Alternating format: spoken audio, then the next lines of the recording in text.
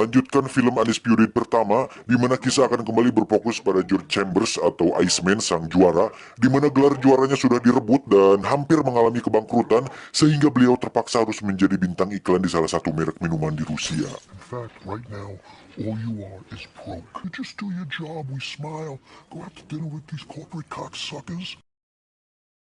Adegan berpindah ke seorang mafia Rusia bernama Gaga tanpa lady, di mana dia mengendalikan beberapa penjara di Rusia dan menghasilkan uang dengan cara mengadakan sebuah pertandingan di dalam penjara.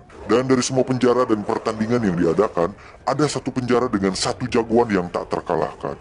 Jagoan itu bernama Yuri Boyka. And defending his unbeaten consecutive fights without defeat.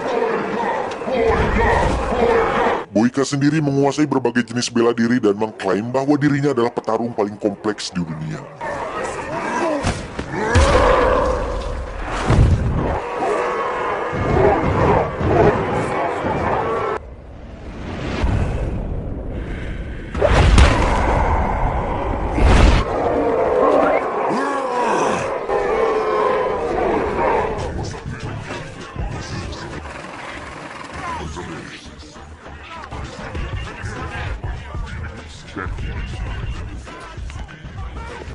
If we cannot get better odds against Boyka, we will have to shut down Iceman.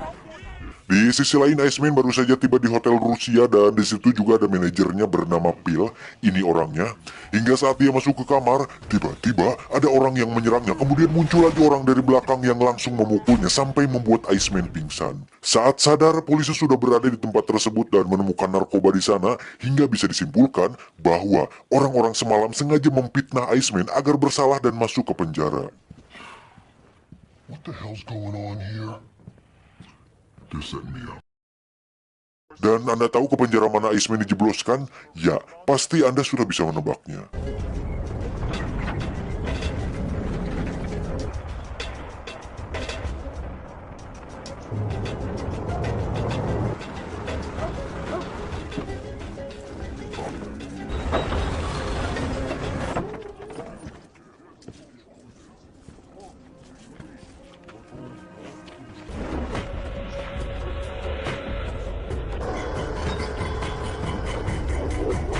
Hampir sama seperti sebelumnya, hari pertama di penjara Iceman sudah berbuat ulah dengan menolak mandi karena airnya dingin dan meminta para sipir untuk menahir cai agar airnya hangat. Tahu gonying. Ketika akan masuk ke sel, para napi pun riuh karena kehadiran sang juara. Hal itu pun membuat Iceman kesal. Jim, gift from Boyka.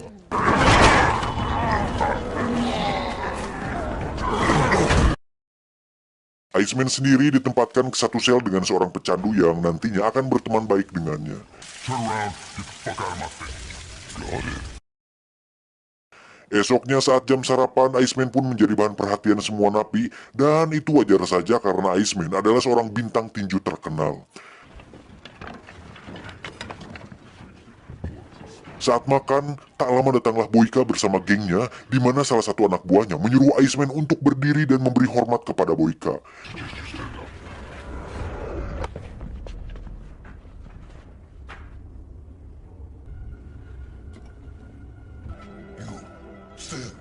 Hingga hal itu mengganggu sarapannya, Iceman pun membogemnya dengan sangat mudah. Dengan gelas minum di tangannya, Iceman pun menghampiri Boyka dan Boyka pun mengatakan bahwa Iceman tidak ada apa-apanya karena di dalam sana Boyka lah juaranya. Dengan gelas minum yang sudah diludahi, Iceman pun menyiram wajah Boyka hingga terjadi perkelahian kecil.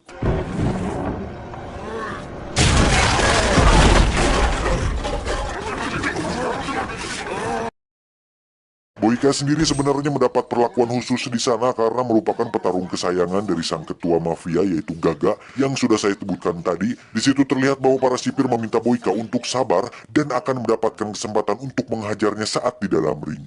Yuri, I told you you was having a shot at him. I had my shot at him. Sementara itu, Phil sang manajer mengatakan bahwa persidangan akan ditunda selama 1 bulan karena dia kesulitan untuk mencari bukti dan saksi sehingga hal itu membuat Iceman sangat marah. Bullshit me. Just be patient, George. I'm doing everything I can. Saat di taman, terlihat si pecandu sedang dibully oleh anak buah dari Boyka hingga saat Iceman datang, dia langsung menghajar mereka semua.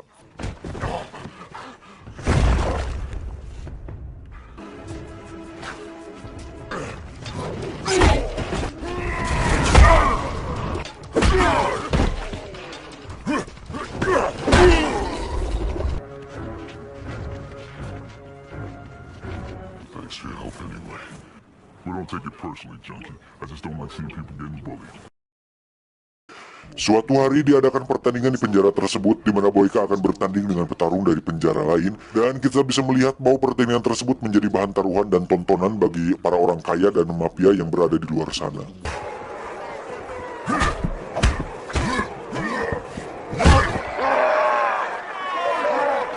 Iceman yang menonton pertandingan Boyka pun terlihat biasa saja dan merasa bahwa itu sama sekali tidak penting baginya.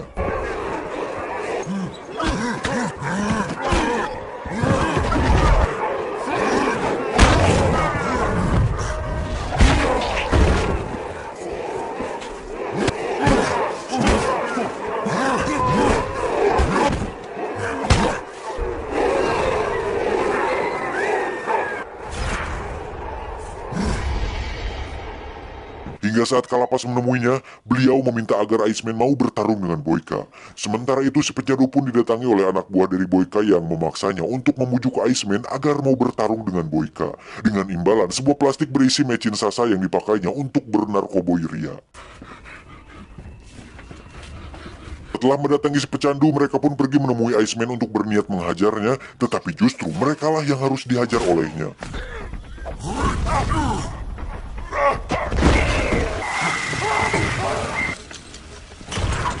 Atas tindakan tersebut, Iceman pun mendapat hukuman dengan dijebloskan ke ruang comberan, di mana di situ terdapat banyak sekali tikus, sampah, kotoran, dan hal-hal menjijikan lainnya yang membuat Iceman demam. Beruntung si pria tua memberikannya roti dan sup hangat agar Iceman kembali pulih, tanpa Iceman sadari bahwa kuah sup tersebut diambil dari air comberan itu sendiri.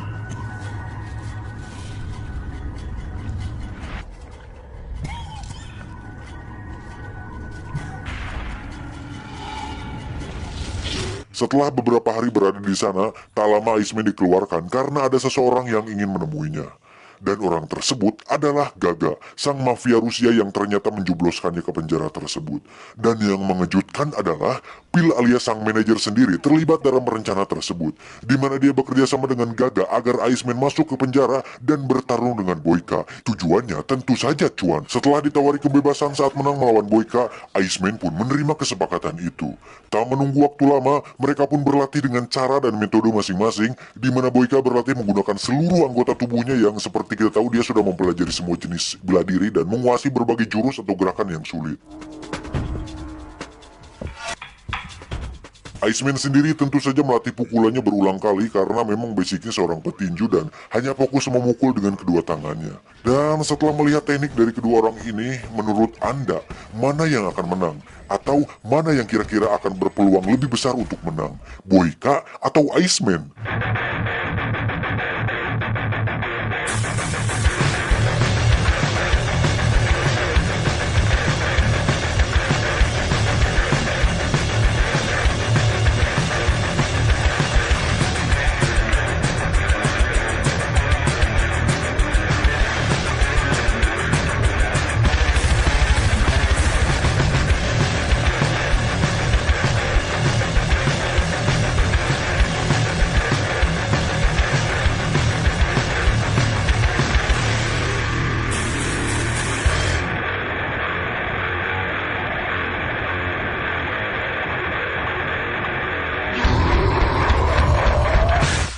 Sementara itu si pecandu terlihat sedang menikmati micinnya di mana dia tak sadarkan diri. Tak lama datang anak buah Boyka yang memintanya untuk melakukan sesuatu agar Iceman kalah dalam pertandingannya. Dan sesuatu apa itu kita lihat nanti.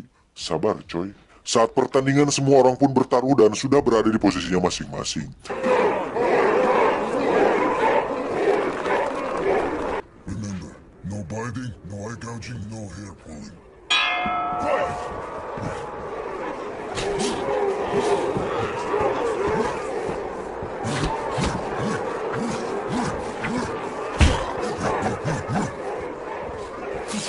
Pertengahan ronde pertama, Boyka pun dihajar habis-habisan hingga membuatnya terjatuh.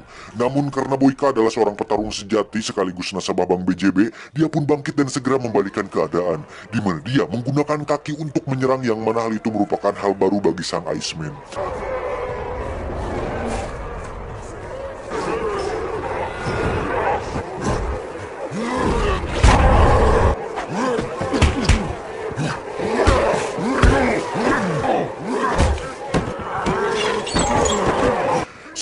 satu anak buah dari Boyka pun memberikan botol minum yang sudah diisi obat bius, dan hal itu berhasil diketahui oleh si pria tua tersebut. Hingga saat ronde pertama selesai, si pecandu pun dengan ragu memberikan botol minum tersebut. Tetapi karena mereka mengancam tidak akan memberi jatah micin lagi, dia pun dengan terpaksa melakukannya. Tak butuh waktu lama, obat bius itu pun langsung bereaksi yang membuat kepala Iceman pusing. Melihat hal itu, Boyka nampak heran karena dia memang tidak mengetahui apa-apa tentang rencana anak buahnya tersebut. Tak mau ambil pusing, Boyka langsung menyerang Iceman hingga dia kalah dalam pertandingan tersebut.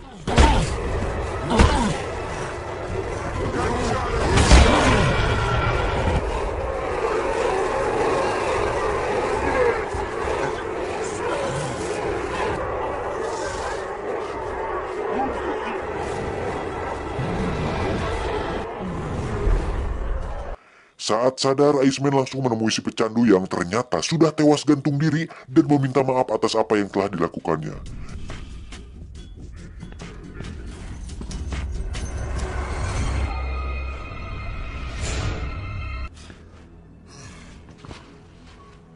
Kesal akan hal itu, Iceman langsung menghampiri Boyka dan mengatainya sebagai petarung banci karena tidak sportif dalam pertandingan.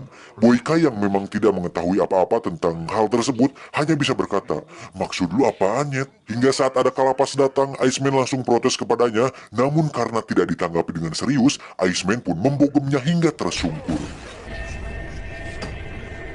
Atas perbuatannya, Iceman pun diikat di atas tiang sutet dan dibiarkan kedinginan di luar sana. Boyka yang merasa ada sesuatu yang salah, mulai menginterogasi anak buahnya satu persatu. Hingga saat dia melihat kebohongan di mata mereka, Boyka langsung membunuh kedua anak buahnya tersebut. Wipe this fucking clash off my floor. 2 hari setengah Iceman berada di luar membuat tubuhnya beku dan titiknya mengerut. Tak lama, datanglah 3 napi yang memberikannya pakaian dan sarung tangan agar Iceman merasa hangat.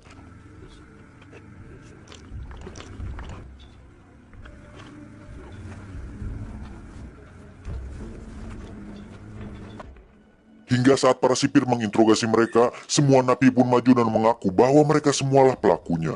Hal itu tentu membuat Iceman akhirnya sadar bahwa kita sebagai makhluk sosial yang hidup berkelompok, sepantasnya saling menolong satu sama lain dan bukannya bersikap acuh tak acuh seperti Squidward dengan klarinetnya. Boleh arogan, asalkan jangan sampai kehilangan hati nuranimu. Very cute. You'll stand out here in the fucking cold and think about it. Tak lama setelah Gaga datang, kalapas pun dimarahi atas perbuatannya karena jika sampai terjadi sesuatu pada Iceman, maka Gaga akan rugi jutaan dolar oleh karena Iceman adalah aset yang sangat berharga baginya. Setelah Iceman dilepaskan, Gaga pun menemuinya dan memintanya untuk bertarung sekali lagi, dan jika dia menang, maka Iceman bisa benar-benar bebas kali ini. Iceman pun meminta satu syarat lagi kepada Gaga untuk memberikan mantel baru kepada para napi yang sudah membantunya di luar.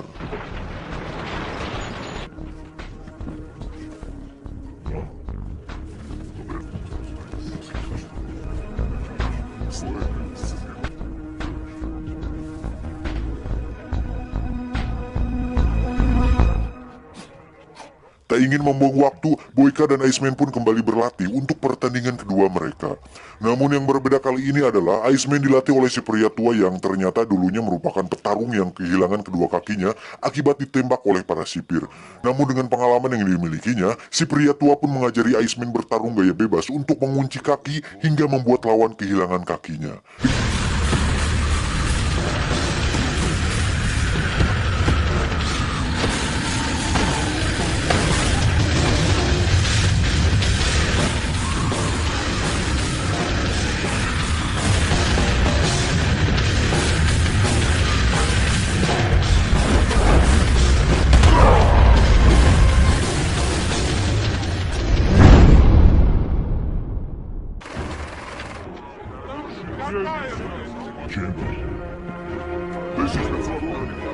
Tiba saatnya ronde pertama pun diisi dengan pertarungan yang seimbang antara Iceman dan Boyka, di mana mereka masih menggunakan tekniknya masing-masing yang membuat pertarungan sangat seru dan beradrenalin.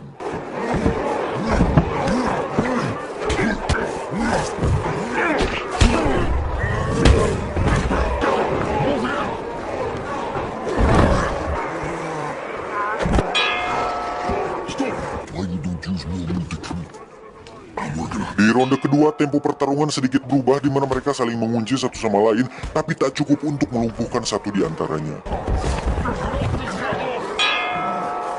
Hingga tibalah ronde ketiga, Iceman pun teringat penderitaannya di dalam penjara, di mana dia disiksa dan mendapat perlakuan tidak layak, dan yang hal itu membuatnya semangat untuk segera keluar dari sana.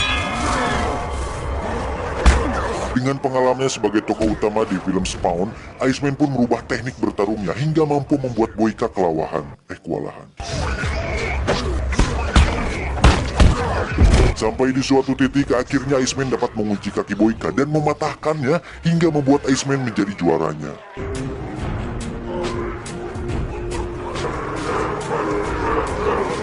You made a fortune. Yeah, I had a feeling I'd never change. Sesuai kesepakatan, Iceman pun langsung dibebaskan dari penjara dan mendapatkan bagian dari hasil taruhan pertandingan tersebut. Namun dengan pribadi yang baru, Iceman pun memberikan uang tersebut kepada Kalapas dan menukarnya dengan kebebasan si pria tua yang melatihnya. Di mana si pria tua ini sudah terlalu lama berada di penjara dan sudah lama sekali tidak berjumpa dengan istrinya.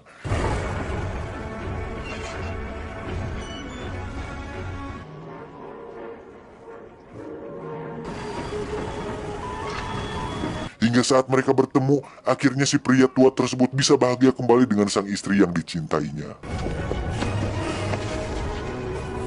Tamat, ending yang cukup membagongkan.